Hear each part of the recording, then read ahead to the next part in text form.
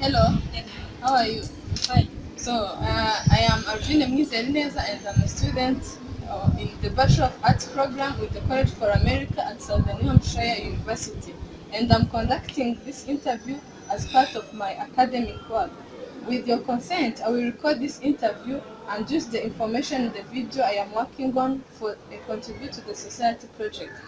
The interview will be used to create a video and submitted to College for America so that my project can be evaluated. This recording will be used solely for this purpose. The interview information will be temporarily stored in the College for America online evaluation system. To which only the evaluator and College for America staff will have access to. So, do you have any question about that? No. Do you give your consent to be interviewed and recorded? Yes. I, Imakide Inamula, I give my informed consent to participate in this interview to be recorded and used as part of this student academic work. Thank you. So the first question is, what are the three branches of government? I don't have no idea. The other question was, what does each branch do? And since you don't know them, I can't ask you. So Democrats and Republicans are the major parties. Can you name a third party? No. What is the basic process by which a bill becomes a law? I think it becomes a law when people vote and when most of the people are voting the bill to be a law. That is when they say it is a law. Okay, thank you very much for your time. Thank you. Go. Hello. Hello.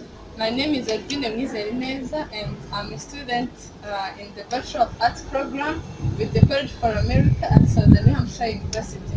And I'm conducting this interview as part of my academic work. With your consent, I will record this interview and use the information in the video I'm working on for a contribute to the society project. The interview will be used to create a video and submit it to College for America so that my project can be evaluated.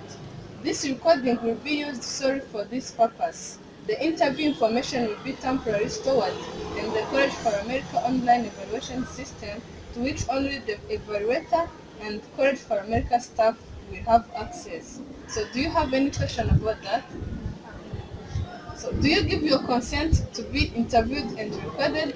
Yes, I, Akima Zaima give my informed consent to participate in this interview and to be recorded and used as part of the student academic work. Okay, thank you very much. And I have four questions to ask you. The first is, what are the three branches of government?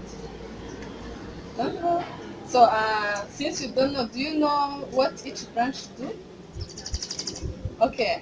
The third question is, Democrats and Republicans are the major parties. Can you name a third party? I'm not sure, but maybe it's Green Party. Okay, thank you. And what is the basic process by which a bill becomes a law?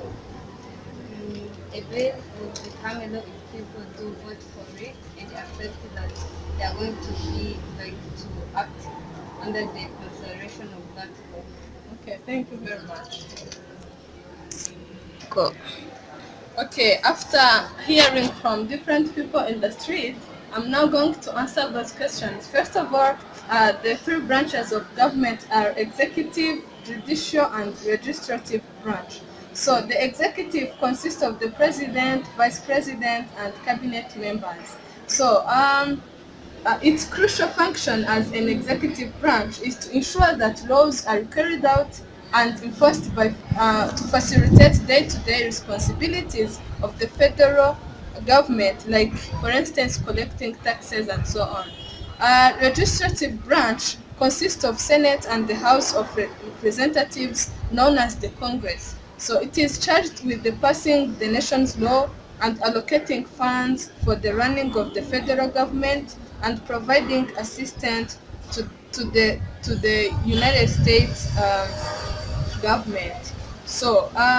Those three parties, they have like they contribute to each other. Like, for instance, how does those branches work together.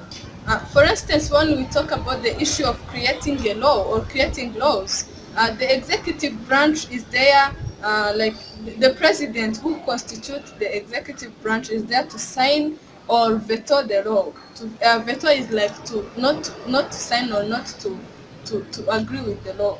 So in that case, the judicial is there to the judicial in judicial part, the court may find laws unconstitutional. So in that case, you can see that both the executive and the judicial are there to contribute to this issue.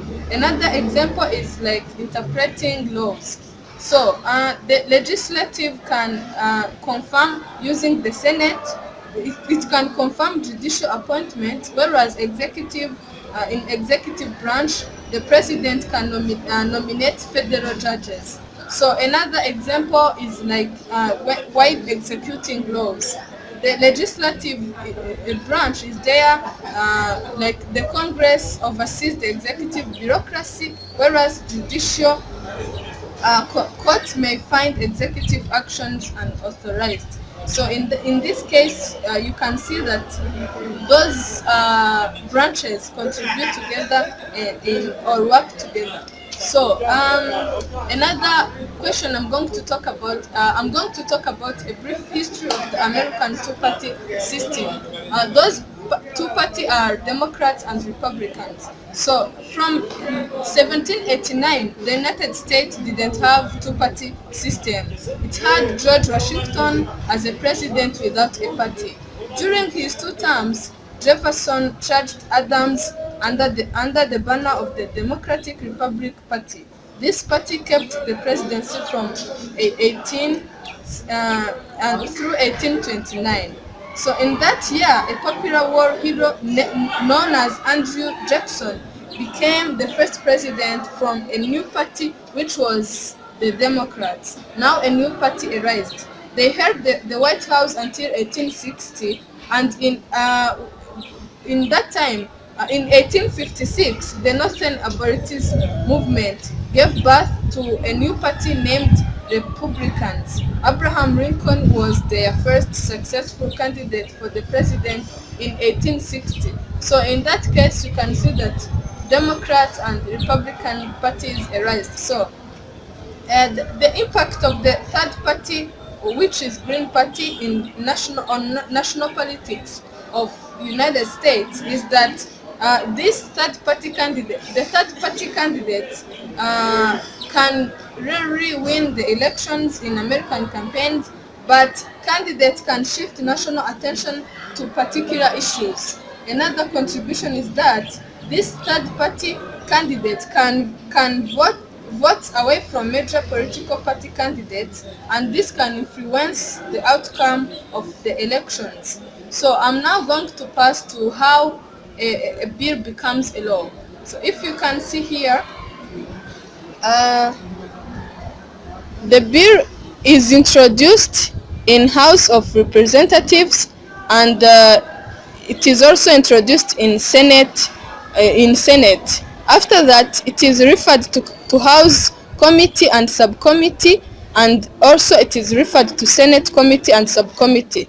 And after that, it is voted on by the full committee, and here a simple majority is only required to pass a bill.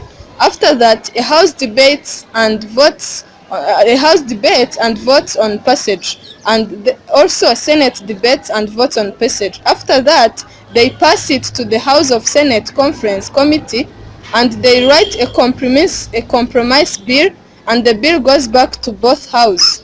The House and Senate vote on final passage, approved bill, and is sent to the President, where a President can sign a bill into law or veto it. So in this process, the role of the committee there is to in passing the legislation is to vote it, and also it can comment about its merit, the bill merits. So in this case, you can see that a bill now becomes a law.